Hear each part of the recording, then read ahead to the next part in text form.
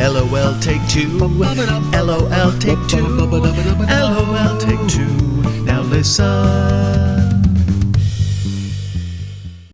I guess I'm a lousy capitalist because I don't care for shopping. No, let me clarify that. I hate shopping. Okay, wait, that's not exactly true. I do like the challenge of getting through Costco with my list in under 15 minutes when they first open, or cruising iTunes and getting all excited when I find that Lanny Cantrell album that I used to check out from the Urbandale Public Library is now available digitally. Yay, score! I mean, that kind of shopping is something to get excited about, right? I have friends who think spending 7+ hours wandering aimlessly at a mall is a day well spent. They call it retail therapy. Oh my God, that is my worst nightmare. I'd rather have a root canal or colonoscopy than spend a day mulling with the masses and trying on things in changing rooms that you know are being monitored by judging security personnel, or standing in hideous food court lines in order to score a corn dog by some poor worker wearing hot pants and a ridiculous bright red, yellow, and blue hat. Retail therapy indeed. Oh, please. It's kind of ironic because I, as most kids did, began my working career in retail. Even before I could get a real job, it seems like I was always out selling something. We were visiting my cousins in Kansas City one time when we were preteen kids, and they lived in this really nice neighborhood with huge fancy houses that were all different, unlike our cookie-cutter split foyer homes in Urbandale, Iowa. The houses were on huge landscaped trapezoidal lots with full-grown trees, unlike our uniform little rectangular lots dotted with Charlie Brown Christmas trees. My cousin Suzanne and I decided to start an entrepreneurial venture that visit. We sold rocks. And not just any rocks. We went around and selected rocks from the neighbors' very fancy landscaping. Suzanne and I arranged them attractively in a cigar box and put price tags on them.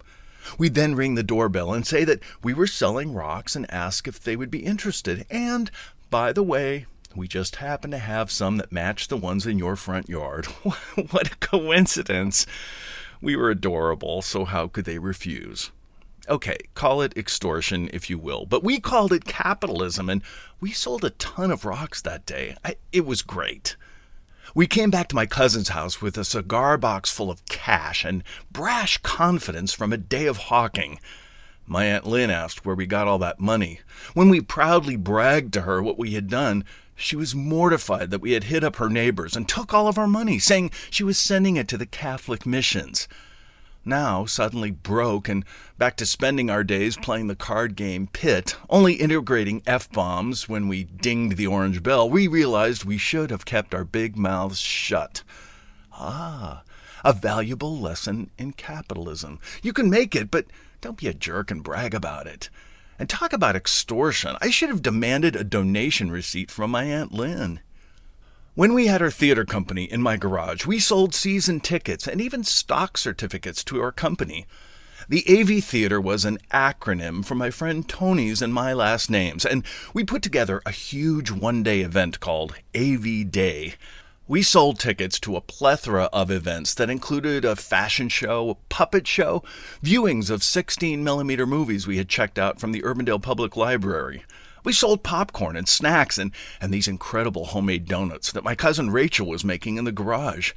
We showed the movies in a makeshift tent we had created out of our swing set in the backyard, and we called it the AVTP Theater. It looked more like a homeless encampment than an actual teepee, but we sold tickets to a handful of kids for each showing, and their show ticket included a coupon for free popcorn. The kids came into the teepee with their popcorn, we turned on the projector to start the movie, and it tripped the garage circuit breaker, and AV Day was suddenly blacked out. This happened a couple of times until we realized that the donut maker and popcorn popper were the culprits. By the time we got the extension cord situation worked out, all the kids had thrown their popcorn at the screen and moved on to the fashion show. We went into the teepee theater to find it empty except for our blind dog Tracy feasting on all that popcorn. When I turned 16, I was finally able to move on from my first jobs as a busboy and then dishwasher and get a real job where you didn't come home smelling like food and garbage and where your mom didn't make you change your clothes in the garage before you came inside. I entered the working world of retail at a store called Montgomery Ward. Now, for you kids out there, Montgomery Ward was a department store, not unlike a fancier Target store. My dad was a traveling salesman and sold his belts and billfolds to the men's department at Ward's, and so he had an in when I put in my application. My first assignment at Ward's was working at the candy counter that had all kinds of fudge, chocolates, and roasted nuts in these big glass cases, which unfortunately had a lot of fruit flies and other insects trapped inside them. You would pick the bugs out as you weighed the candy and hope the customers didn't see you doing it before putting it into paper bags.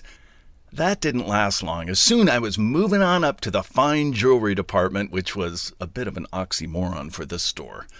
I had this very short, white trash manager who sported stringy blonde hair with Mary Travers bangs, traipsed around in Candy's high heels, and used phrases like, "You can't return this watch 'cause it's broke." She was a regular at the Plaza Pub, the bar across the street from Merle Hay Mall, where the other full-timers hung out after work. She picked up a steady stream of one-night stands over plates of Plaza Pub hot wings and went through boyfriends like they were donuts at AV Day. My friend Tony got a job working in the men's department at Ward's, which was on the same floor as fine jewelry. When Tony and I worked the same shifts, we'd call each other from our respective departments when there were hotties shopping in the store, and we'd take our lunch breaks together and have maid rights in the mall.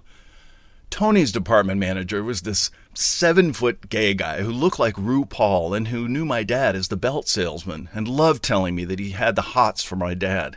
Oh my God, shut up, Philip, you're freaking me out. The summer before I graduated high school, I scored a retail job selling Indian Earth cosmetics. Now, this was a one-product cosmetic line. It was a clay jar that looked like an urn for a little person. It was expensive to buy and filled with basically dirt. It was finely ground, and the whole gimmick was that you could use a brush to brush it on as rouge or eyeshadow or even on your lips, and your body chemistry made it change colors and shades, which was kind of a stretch. We Indian Earth salespeople worked in the higher-end stores in Des Moines, and I was assigned to the downtown Yonkers store, which was very old school and fancy. Our Indian Earth boss was this middle-aged woman with huge, age-inappropriate Farrah Fawcett hair, a set of false teeth that made her look like Jim Carrey in the movie The Mask, and she wore those 70s Cassie from Chorus Line wraparound skirts and, of course, Candy's high heels. To top it off, she was a total Jesus freak. I mean, that was fine had she kept it to herself. But at our unpaid Indian Earth sales meetings in her apartment, she'd make us all stand in a circle, join hands, and pray for good sales.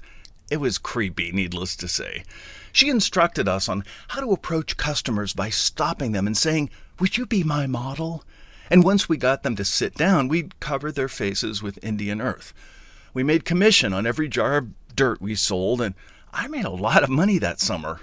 Oh hell, rocks, dirt. I could sell it all.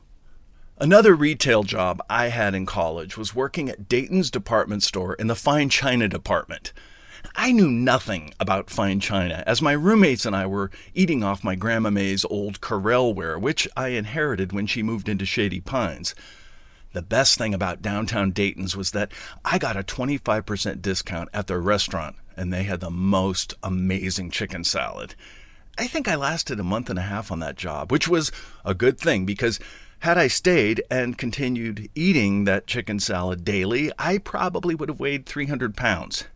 Thankfully, that was the end of my retail career, and I discovered other ways to make money that didn't involve cash drawers or chicken salad.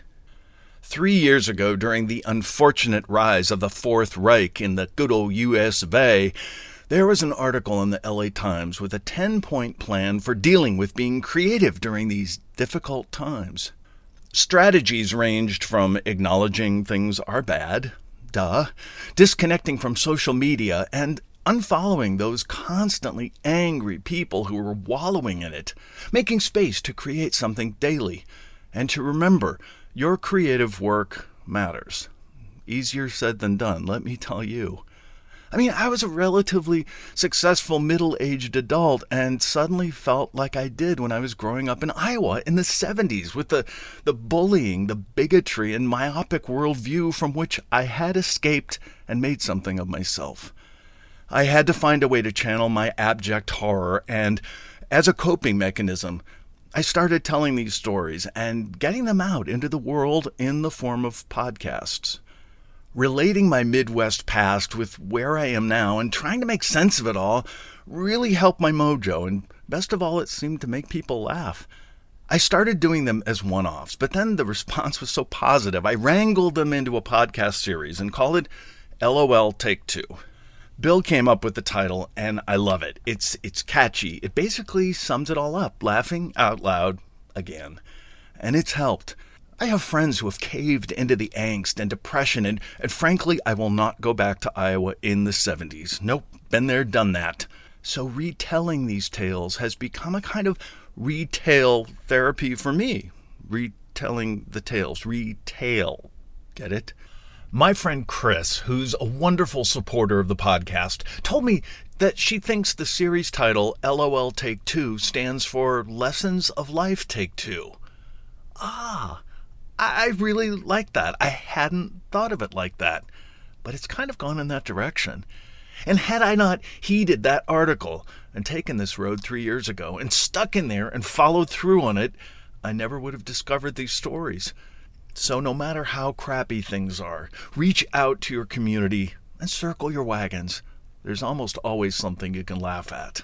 Even if it's just a cigar box full of rocks, a set of poorly fitting false teeth, or a pair of Candy's high heels. LOL Take Two. LOL Take Two. LOL Take Two.